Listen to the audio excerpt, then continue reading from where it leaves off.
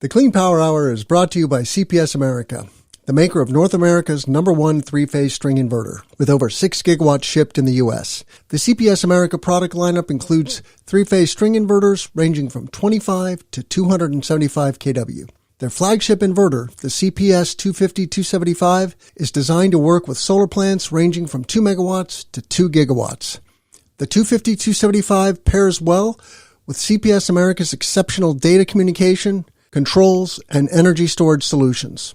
Go to chintpowersystems.com to find out more. Today's episode on the Clean Power Hour is a homecoming. I got into the solar industry in 2016 because a gentleman named Paul Johnson called me. He cold called me on a Sunday, out of the blue. He found my phone number on LinkedIn and called me. And he said something that was very eye-opening, and that was that we had reached grid parity with solar in the United States or in North America. Paul is Canadian. My guest today is Canadian, and a company that Paul works with very closely called Hybrid Power Solutions, dedicated to decarbonizing mobile storage or mobile power for construction, for off-grid, and for all kinds of mobile solutions. But this is how the world works if you're open to it, right? When opportunity knocks, you say, yes, please, more. And in 2016, I did that when Paul called me. So thank you, Paul, for calling me. It's the ride that I've been on since then is truly amazing. I have learned so much and met so many wonderful people, and am truly now part of the energy transition, all thanks to you. So with that, I give you Francois Byrne of Hybrid Power Solutions. Are you speeding the energy transition? Here at the Clean Power Hour, our hosts Tim Montague and John Weaver bring you the best in solar, batteries, and clean technologies every week. Want to go deeper into decarbonization? We do too. We're here to help you understand and command the commercial, residential, and utility solar, wind, and storage industries. So let's get to it. Together we can speed the energy transition. Today on the Clean Power Hour, clean portable power for construction and mobile applications. My guest today is Francois Byrne, CEO of Hybrid Power Solutions. We are going to geek out on the world of ruggedized portable battery storage for mobile applications.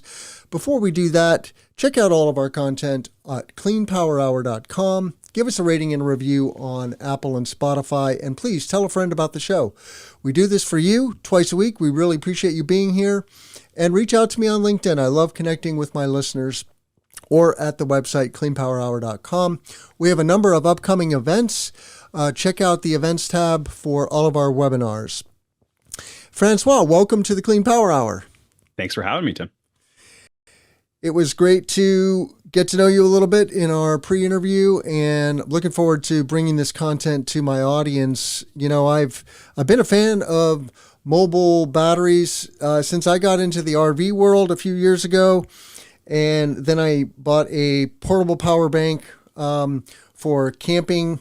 And you know, these batteries that are as small as a kilowatt hour or less, and then up to several hundred kWh, are becoming more and more common. And our listeners, in the construction sector, our solar installer friends and colleagues will appreciate that, when you're on a construction site, you have many needs for portable power, for charging up your tools. And many times you will have a mobile generator that runs on gasoline or diesel, and you're in the business of cleaning that up. So give our listeners a little background on yourself, Francois. How did you get interested in energy storage? And then we'll go into the hybrid power solutions. Yeah, sounds good. So to tell you a little bit about myself, so I kind of fell into what I do right now, to a certain degree. So, I did study renewable energy engineering, back some time ago, and really just did not like electricity. And I think that a lot of that stemmed from just, lack of comprehension. But then I got thrown onto a Formula hybrid race car team, and they don't do this anymore. They've kind of split it out, so it's no longer hybrid. It's either all electric or all gas, and I was the only guy who they called electrical. So I had to figure out how to make a battery system that would win races. And yeah, kicked, hollered, and screamed when they told me this, and did a terrible job at the start, but then really got to know batteries in an intimate manner, and it opened up this world of holy, this can do some really, really, really cool stuff. And then after that, I ended up becoming a product designer for a railway company. And that's when I was like, we've got this crazy potential in batteries with these little tiny motors that we can grab instant torque, no emissions or low emissions if we create a hybrid system.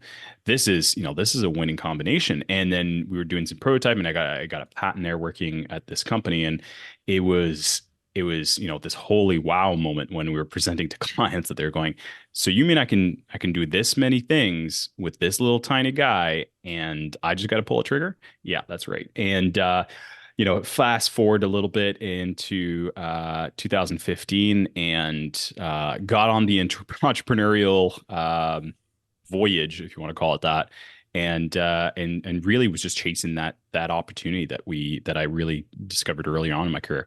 And so start off with a kind of a mission, if you want to say it, and then became product. And that's what Hybrid Power Solutions is today. We are really more than just a product. We actually a solutions provider. At least that's what we're aiming for. And we build basically fuel free and hybrid systems from 3,000 watts up to 150,000 watts, and obviously you can scale up from much higher, much more than that.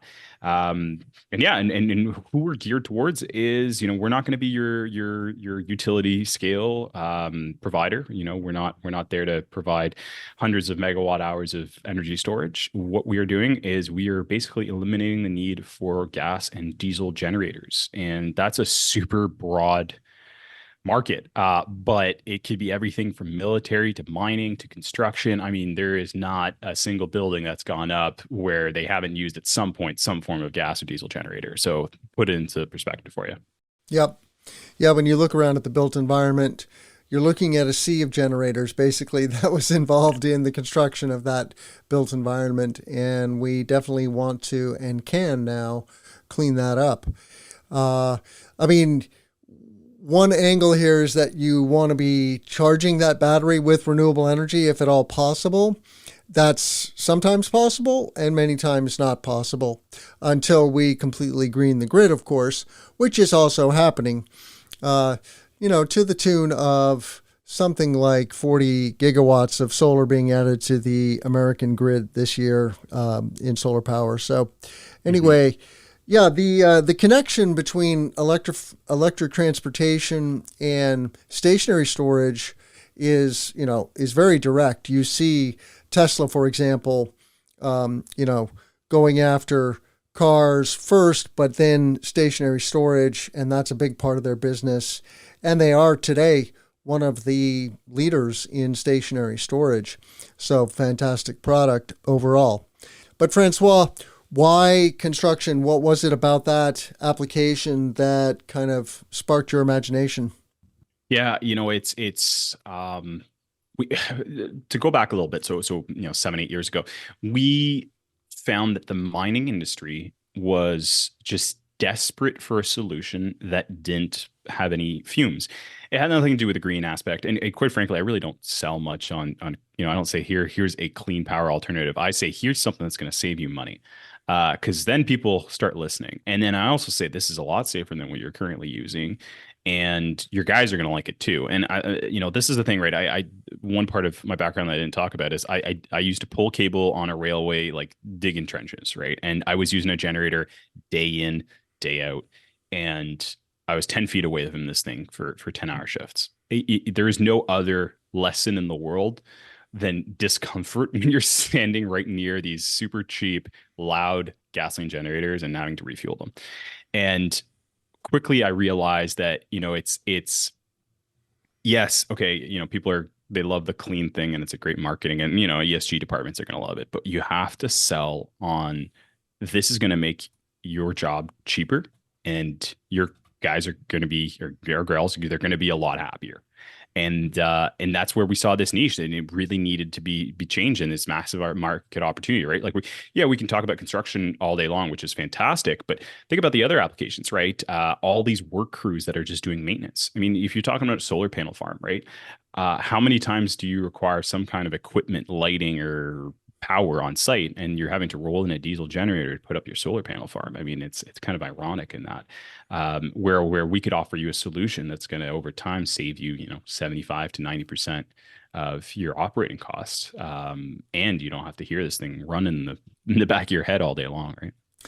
Yeah, the noise and the pollution from generators is very real and significant, and I'm curious how you explain this to a customer, though. Today they've got a 5 kilowatt generator that is powered with fossil fuels. Tomorrow they have a what? Yeah, and making that transition to the client where it clicks in their head is the biggest challenge we're going to have. And I think it's almost the same challenge that I'm going through with my friends and family right now about EVs. The upfront cost of EV, okay, it's coming down significantly, but it's still probably 20% minimum over what an equivalent gasoline car is going to cost you. Sure. But I've got an EV, and I've saved over $6,000 in my first year just in fuel cost alone. Right. And so it's almost like prepaying for really cheap fuel down the road. And I think that's the best way to put this, is that, hey, we're going to come in, and you're not going to have to change any of the ways you do things. We're not going to change the way you do things. Okay. But we're going to set this up so you're actually saving a huge amount of money on maintenance and fuel costs. And that's the easiest way to go. Now, then we start talking about, okay, well, how are you going to do that? Well, we're going to do, so your site, okay, we can get away with all these small equipment that are going to run off of our 3,000 or 5,000 watt unit generator. And the reason for that is because you need something portable. Your guys are just using contractor lights. They're using coring drills and small equipment, jackhammers, stuff like that. So they're going to plug in right into the 5,000, 3,000 watts. All right, now let's go to your crane. You got an on-site crane on your construction site. Well, that's going to need some more power. That's going to be something a little bit bigger than that. So we'll do a larger system. For example, we've got a 150,000 watt unit coming up, or we've got a 24,000 unit that we've just built. And those are available in hybrid options. So right out the bat, even if we don't have space for any kind of solar, because these are all solar ready, they're all outdoor rated, they're drop and plug and play products, you can, even in a hybrid situation, you can save a huge amount of fuel using these products. I mean, Power 2 is a great example. I don't even want to say they're a competitor of ours, but they do this really well, where they drop, you still have to have a diesel generator and rent a diesel generator, but you can hook these up to these diesel generators, and right away you've created a hybrid system that's saving you like 75% of your fuel costs, right? And maintenance costs, which is phenomenal. Then you add on our side that the diesel generator is actually built in with the units, so it's all plugged in, wired in. Once again, it's that plug and play capability, right? You don't even have to have a guy on site plug this thing in. It's all ready to go. They just flick on, it's ready. But we also have that capability of adding solars. And we say, okay, well, construction site, how practical could a solar system be on a construction site? Well, we're designing basically a half an hour array. So within half an hour, you could have right now we're getting between 12 and 16,000 watts of array size put up in half an hour. So Sure. You just give me, a footprint of 60 by 10 feet, and I'll put up an array that's going to save you 95% off your fuel cost. And we're still going to have a diesel generator in the background that we've built into our system just in case, because you need to run 24/7, right? And that's our approach, right? We understand what the client actually wants and needs because we've done it. And I think that's the missing piece of the puzzle for a lot of other manufacturers out there. Since my audience, really is solar installers, developers, financiers, EPCs, et cetera, right? Like when you say hybrid, they immediately think solar and battery. Now, when you say hybrid, you're also including a diesel generator in that equation. There's no reason you can't have this both and, right? But if you don't have the solar, are you saving money with diesel and a battery? I just want to make sure we understand what the value proposition that you're making case for. Yeah, 100%. So that's a good question. The when we go on site and we don't have the capability of putting in a solar array, which happens. I mean, we've got downtown jobs or whatever that you don't have that capacity to deploy a solar system.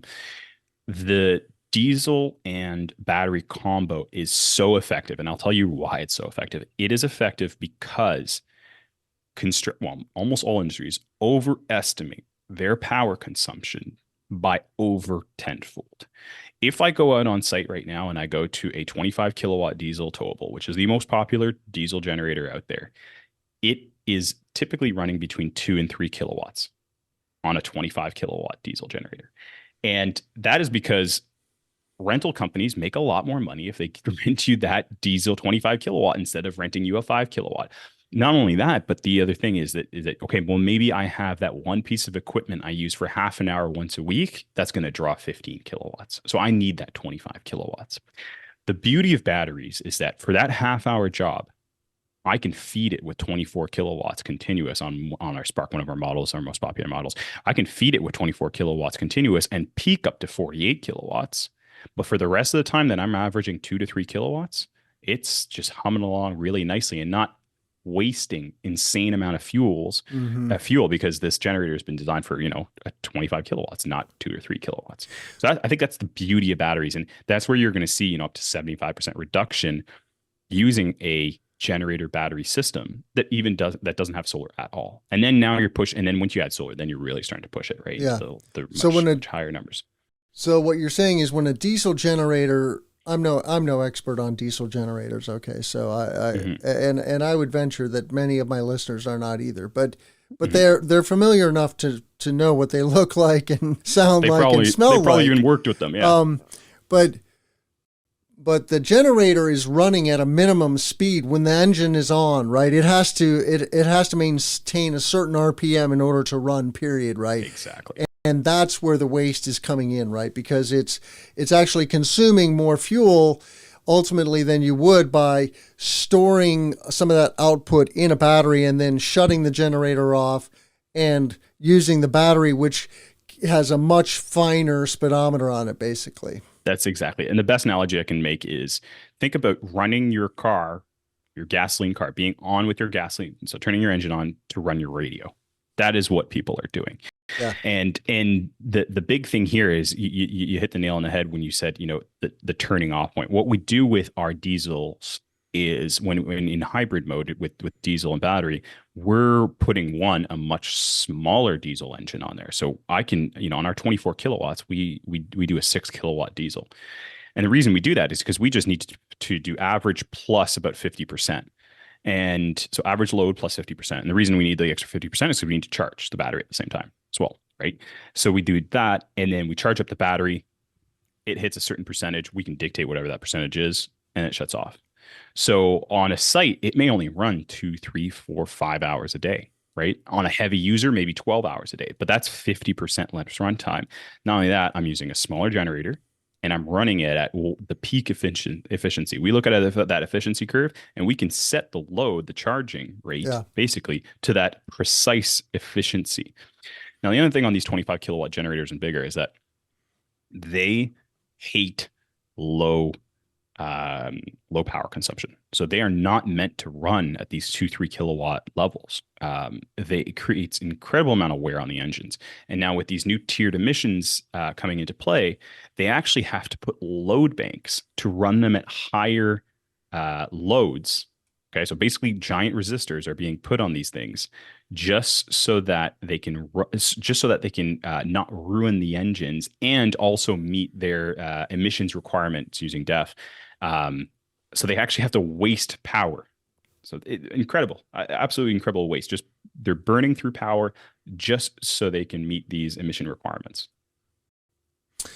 It occurs to me that maybe this is why diesel locomotives are often hybrid diesel electric, because of this phenomenon that you're talking about. I don't know. You know something about trains, so I would guess you might know this. You actually get the main reason actually on the trains is the torque value. So, I mean, that's one thing electric is unbelievable at is instant torque, right? Yeah. So on trains, yeah, it's the minute you go from diesel to electric motor, you get, thousands of foot-pounds at 0 RPM, which is awesome. The Clean Power Hour is brought to you by CPS America, the maker of North America's #1 three-phase string inverter, with over 6 gigawatts shipped in the U.S. The CPS America product lineup includes three-phase string inverters ranging from 25 to 275 kW. Their flagship inverter, the CPS 250-275, is designed to work with solar plants ranging from 2 megawatts to 2 gigawatts. The 250-275 pairs well with CPS America's exceptional data communication, controls, and energy storage solutions. Go to chintpowersystems.com to find out more. Got it. And then when you have a site where you do have enough space to put, a 5 or 6 kW solar array to charge the battery, what kind of a racking system are you providing or recommending? Yeah, so it really is very situational. So for a lot of solar installers, commercial solar installers, I should say, that are used to weird industrial jobs. There's a lot of like stuff we don't talk about that they're like for example, municipal pumps. So there is a lot of municipal pumps that are run off of diesel generators 24 hours a day, 7 days a week, 365 on a permanent basis. You probably don't even know about it. They're out in the middle of nowhere, and that's why they're running off diesel generators. They're not hooked up to the grid. But there's thousands of these. We can, in a matter of a day or a couple of days, depending on how quick you can install solar panels, a solar installer can come up, size up a system, an array, maybe 5,000-6,000 watts, because these pumps typically don't run continuously. They're on a float of some sort, and put in a spark, weather rated, all ready to go, plug and play, and then they're done, right? And they've right there eliminated a diesel generator that was running 365. Okay, so you're not necessarily selling some portable racking solution for temporary for a temporary solar installation. Is that, I understand? Sure, you can do a ground mount, traditional fixed tilt ground mount solar array. Okay, fine. That's our bread and butter in the solar industry. But when it comes to something that it needs to be movable, is there a good solution for solar in that world? There is. There absolutely is. And I can't say too much about it because it's in the design phase right now. It will be launching probably in the summer, and it will look very weird, but it is very cool. And I've seen a lot of other companies do this where they kind of like container and it folds out and it's these big glass panels. And 5B, I think you're referring to. Oh, yeah. 5B is an Australian racking company that does prefabrication in the factory, and then the panels are all wired up like an accordion, and then they just roll it out on the field. It's a real thing, and it's used for large scale solar. I think mostly in other markets besides the U.S. today, but like Latin America and Australia. Yeah, and then there's I can't remember what the name is, but there is ones that actually mount these. So you basically ship a container, like a 20-footer, and then it's just got wings that kind of open up, and it's already got pre-built panels on the top. Sure. I like that. Like it's super cool. I think the issue with them is the mobility aspect. So the reason I bring up this pump and this more permanent installation is because our products live in multiple different scenarios. Those temporary locations, and also the permanent fixed locations. So permanent fixed locations, you're going to go out there, you're just going to spend the extra time, you're going to put up a proper solar array, and you're just going to plug it into this thing. Okay. You ever need to move, you're just taking down the solar array. The spark itself is just, forklift, and you're good to go. Or crane. Now on a temporary job site, something that's, sub 2 years, that's exactly what we're talking about now. Is we're talking about I don't want to get too many details on it, but it is going to be very similar to that accordion style panel array that you basically fold down on site. And that's, as I mentioned, it's my mission is a half an hour setup to get you a 10 to to 18,000 watt array, which would be a game changer, I think. And it all comes down to we need to make, as an industry, we need to make clean power easy, because the guys who have been doing this for 20, 30 years on construction sites, I mean, you try to talk them about a new tool, all right? They won't even give you the time of day, right? I'm not using that crap, right? So that's what you're going up against here. So you got to make it so easy that even they can say, okay, that was really easy. Okay, right? and that's sure, I think that's the attitude. I approach this, and our whole team here approaches this as, we're selling you a really cool hammer. Like, we're going to sell you the hammer the same way we sell our product. And it's because it's going to do something really cool for you, and it's going to be really easy for you to use. And it's simple. We're not trying to say, here's the coolest clean energy thing. And we don't even price out like when we create a solution for a customer, say they've, got a whole construction site. We're not even going on the construction site and saying, how many generators do you have or whatever. We're just saying, how many plugs do you need? Right? Make it that easy. Mm-hmm. Then they can't say anything, and the really big advantage I think we have as an industry is that we have data, right? Like, these diesel generators are going out there, and there's an analog amp meter and voltage meter on there. That's as good as it gets. And so with these new systems, these new products, we've got this whole telemetry going on in the background, right? Where we can tell, hey, these guys are using, they're not using 2-3 kilowatts. These guys are using 20 kilowatts continuous. We're approaching the max load on our generator, if you want to call it a generator, our alternative generator. It's time to ship a second one. We can do that preemptively before you lose power, before you overload your generators, right? I mean, that's game changing. And as a company, as a business model, I think that's also game changing, right? You can be basically anticipating what the customer needs, and also in the opposite direction, right? We can say, hey, you're running a 24 kilowatt model where you could get away with our 3 kilowatt model. Like, let's save you some money here. The units come with built-in monitoring. Is that what you're saying? They do. So all our big ones right now come stock standard, and then as of May of this year, all of our smaller ones, and no price difference, but all of our smaller ones will include full telemetry on it. Yeah. Tell me more about that. Yeah, super interesting. So we're building out the back end for it right now, where essentially you're a customer, you buy 100 units. It could be of multiple different sizes. You register them, and then you log into your account, and you can see all 100 units, and you can see every single one of them, which one's outputting power, which one's taking in power at what level, which one's connected to solar, which one's not connected to solar, which one's being used, cycle count. That means really important. It's the odometer of the battery world, right? And so you could see, okay, hey, look, this crew's using it, like they've got 1,000 cycles in 2 years on this thing, versus these guys use it 7 times. Why is that? Well, is that thing in storage? And not only are we doing, a Wi-Fi base, because Wi-Fi is, it's useless outside the garage. So what we're doing is we're adding the capability of also doing cellular tower connectivity as well. And then down the line too, we may even add satellite connectivity. So you can see your units and also where they go. That's probably a bigger one. We have a lot of transits and stuff. Public organizations who they just really want to know if these things are going home with anybody. So it adds that whole new level of connectivity that people are asking for. It also gives us the opportunity to do remote monitoring and troubleshooting, right? So somebody calls me up and says, "Hey, I've got issues." Well, okay, what's the serial number? They give out the serial number. Next thing you know, okay, it's been reset. It was a firmware update we need to do, and you're off to the races. And it just makes people, it ensures that people are operating 24 hours a day, 7 days a week. And I think that's the really important part here, is that, we need to be focusing on making sure that these products, even though they may not be as well as tried and true as the diesel generators have been around for coming up probably on 100 years or something like that, we need to make sure that with technology, we can ensure that if they do go down for some reason, that we're getting them up and running as quickly as possible.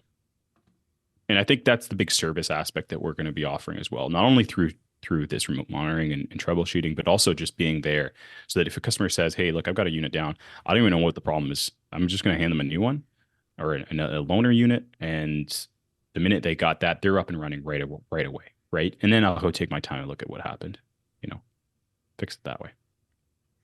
So What else should people know about this segment? It is a unique segment. I think it's very interesting.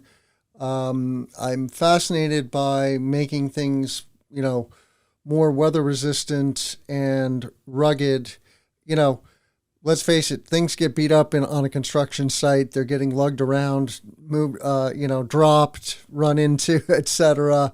What kind of challenges have you had to overcome to create very durable products? Oh, I think the lesson here is that you can test all day long for months on end. You can test in your little lab and try to do all your work, to make sure it's shock proof, vibration proof, dummy proof. But until you throw it out there, you're just never going to know what you get. And I think that's like we've seen a lot of stuff. We've seen units fall off the back of a pickup truck because somebody forgot the tailgate down on the highway, right? Like that's the kind of stuff we're going up against. Or somebody drives a forklift through this thing, and those are the kind of experiences you're never getting in the lab. And I sort of assume every time we make a brand new product, yes, okay, I've got 8 years behind us. We've got 8 years of designing this and really knowing robust stuff. But we automatically know that in the first year, we're going to find a new way that somebody broke it. And instead of saying, okay, well, hey, it was the customer's fault, we're just going to say, hey, we're going to give you a new one, and we're going to really take this one back because I want to see how we can make sure that this doesn't happen again, right? And I think that's that you can only pay for it in time, that experience, right? And I think it's really good that we've been in this game for so long because we've seen all these different scenarios. And that's why you see a lot of people jumping in, and the consumer industry is I think an easier market to go after because they don't have to deal with this crazy kind of stuff. They may have to deal with some crazy people, but they don't have to deal with some crazy situations that these been in. So you're making products for consumers as well? We're not. No. So we don't target. No, we don't. All of our products are designed for professionals. They are professional grade, industrial, commercial. Now, are there people who want that for their RV? 100%. There are people who are, outlanders or I can't remember the outlanders or no, whatever the new term for off-roading and camping. I can't remember what it's called, but overlanding. That's the one. Overlanding. Yeah. So there's a lot of guys into the overlanding or people into the overlanding now. And that's kind of a community that goes, hey, you know what? I'm spending $50,000-$60,000 on a truck minimum. My power pack needs to be the same grade as my truck. And they want to spend a little bit more and get something that's going to power a jackhammer or a giant air compressor or whatever they need. But that's not our primary industry. Yeah. Sure. So when you think about decarbonizing construction, okay, I think this is a very worthy goal. But how far along are we on this journey? And what are the breakthroughs that you see coming that are going to make that, a faster reality, so to speak? Oh, that is a good question. I think that there's two elements here. The first element is I don't think today's technology, let me rephrase that. I do think that today's technology is advanced enough on the battery and energy storage side to meet the requirements that the construction, railway, mining, industrial guys need. Where there is a lack is in I don't want to say recharging infrastructure, but in the service portion to this system. And what I mean by that is that, batteries are only an energy storage device. They do not make energy. So you've got a couple. So what are your other options? So you can go down a, diesel, fossil fuel backup of some sort. Yes, it's an efficient way. Or you can do solar. But there's a lot of situations that the solar is just not feasible. So what is that next technology that's going to help us really create the perfect hybrid system? And I've had my hopes on hydrogen for a while, even alcohol-based fuel cells, as a really nice alternative to a diesel generator. The big issue here is the cost. I mean, these fuel cells, a 5,000 watt fuel cells can go for $60,000, $70,000, right? And that doesn't include your tank, and that doesn't include your fuel. So that I think is where the industry, if we want to really get rid of that diesel and gasoline generator, completely, and I'm talking about, I think the best way to look at it is really kind of like the EVs. We had hybrids first, right? We had that hybrid, and it kind of positioned the EV as, a softer landing, if you want. And that really, really helped. And I think we're going through that same transition right now. We're going in through that hybrid approach where we can have solar sometimes, but a lot of times we're going to still be relying on that diesel generator, that fossil fuel generator. But what is that next step? And I think that next step is going to be somewhere in that hydrogen or other power generation capability that is truly clean, and deliverable, I should say, because that's the thing, right? We need to be able to deliver fuel onto these temporary sites, because we don't have the luxury of being able to just plug into the grid. If we had that, we would just plug into the grid from the start. Yeah, I mean, I'm long on hydrogen in the long run. I don't think it's going to be widespread in the next 5 years. Currently, for batteries, for your application, lithium iron phosphate is probably the industry standard. In terms of battery technology, do you see any breakthroughs coming down the pike?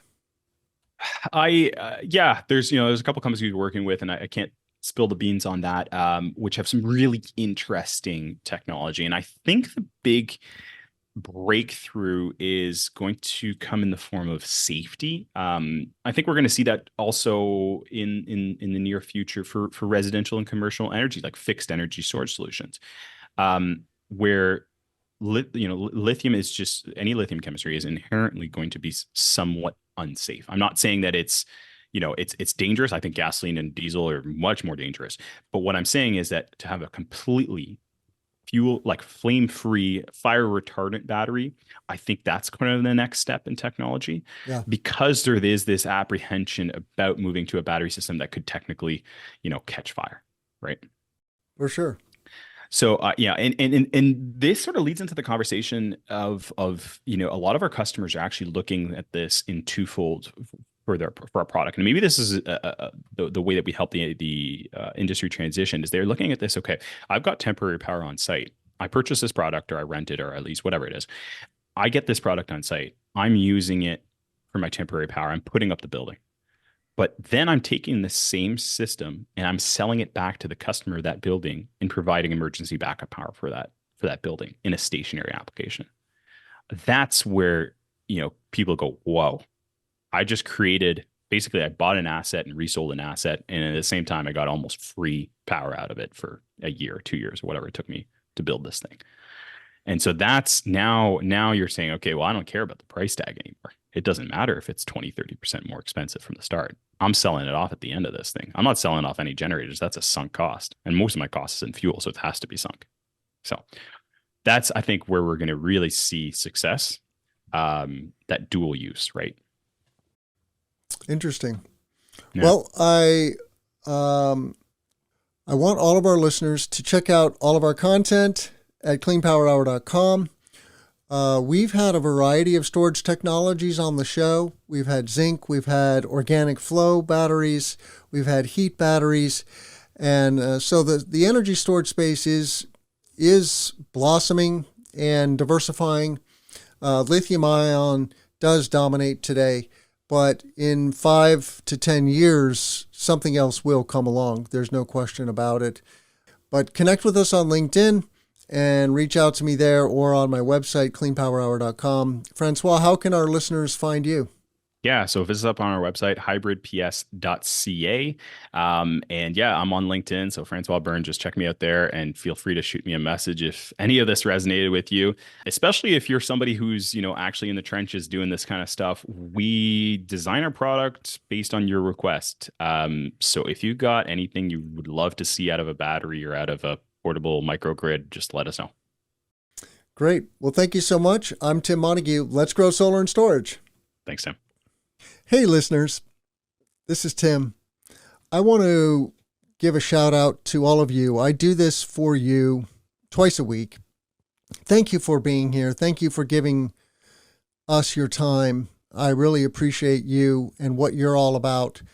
You are part and parcel of the energy transition, whether you're an energy professional today or an aspiring energy professional. So thank you. I want to let you know that the Clean Power Hour has launched a listener survey, and it would mean so much to me if you would go to cleanpowerhour.com, click on the About Us link right there on the main navigation. That takes you to the About page, and you'll see a big graphic, Listener Survey. Just click on that graphic, and it takes just a couple of minutes. If you fill out the survey, I will send you a lovely baseball cap with our logo on it. The other thing I want our listeners to know is that this podcast is made possible by corporate sponsors. We have Chin Power Systems, the leading three-phase string inverter manufacturer in North America. So check out CPS America. But we are very actively looking for additional support to make this show work. And you see here our media kit with all the sponsor benefits and statistics about the show. You know, we're dropping 2 episodes a week. We have now over 320,000 downloads on YouTube, and we're getting about 45,000 downloads per month. So this is a great way to bring your brand to our listeners, and our listeners are decision makers in clean energy. This includes project executives, engineers, finance, project management, and many other professionals who are making decisions about and developing, designing, installing, and making possible clean energy projects. So check out cleanpowerhour.com, both our listener survey on the About Us and our media kit, and become a sponsor today. Thank you so much. Let's grow solar and storage. The Clean Power Hour is brought to you by CPS America, the maker of North America's #1 three-phase string inverter, with over 6 gigawatts shipped in the U.S. The CPS America product lineup includes three-phase string inverters ranging from 25 to 275 kW. Their flagship inverter, the CPS 250-275, is designed to work with solar plants ranging from 2 megawatts to 2 gigawatts. The 250-275 pairs well with CPS America's exceptional data communication, controls, and energy storage solutions. Go to chinpowersystems.com to find out more.